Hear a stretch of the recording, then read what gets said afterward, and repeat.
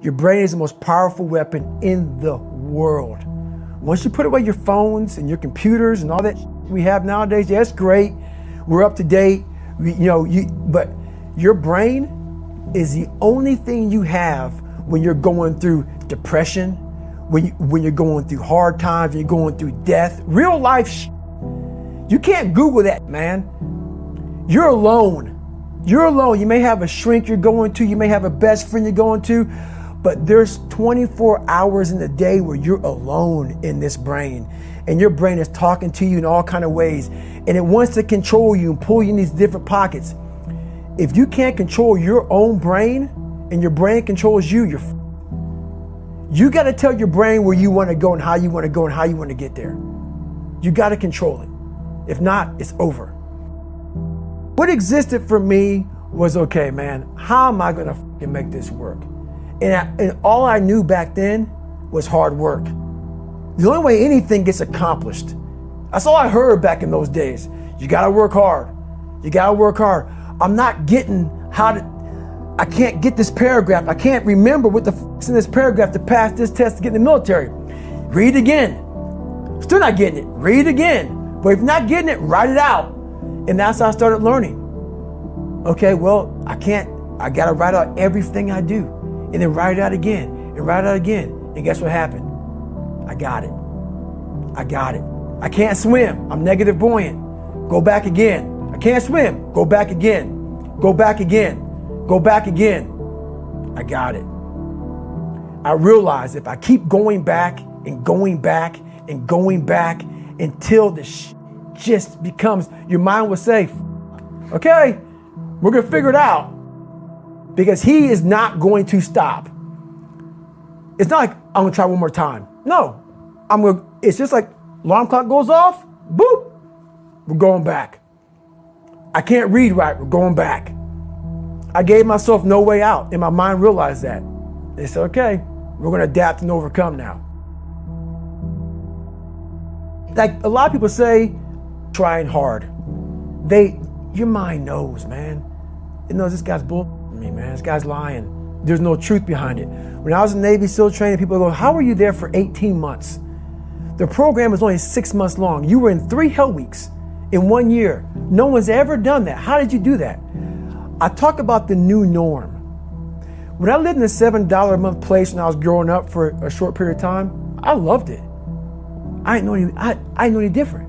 That was my norm. Once we moved out of that place, we moved to a $236 a month place. I was like, I never want to go back to that little piece of shit.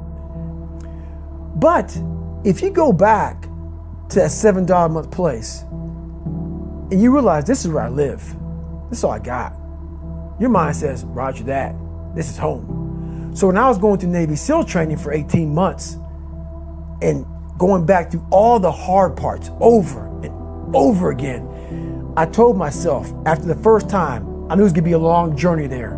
My body was breaking down. It was just how it was going on. I said, you know what? This is my new norm. So my mind said, it's like going to work. Like you go to work, you put your suit and tie on. I go into suffering every day.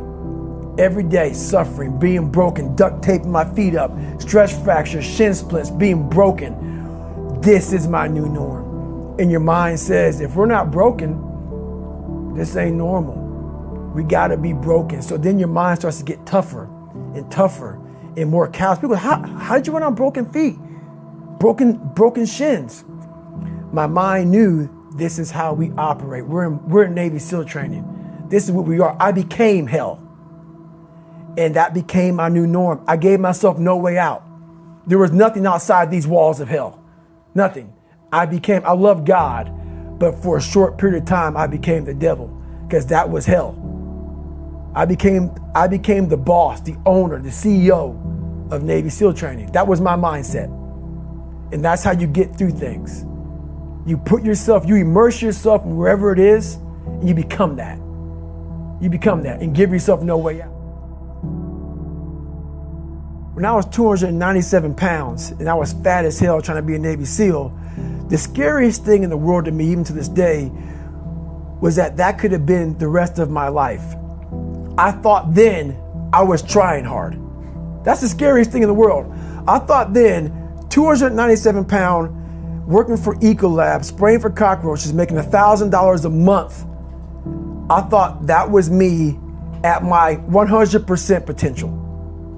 Come to find out, a few years later, I wasn't anywhere near that. 106 pounds less, graduated Navy SEAL training, went on to do all these other things. Looking back on that, that was me trying hard. That's why people gotta understand, what is in us, we have no idea until we start trying hard. And I mean really trying hard, where you're obsessed with, hey, this is my new norm. My new norm is that, wow, this isn't always fun. It's not always meant to be fun. And that's when you know you're trying hard.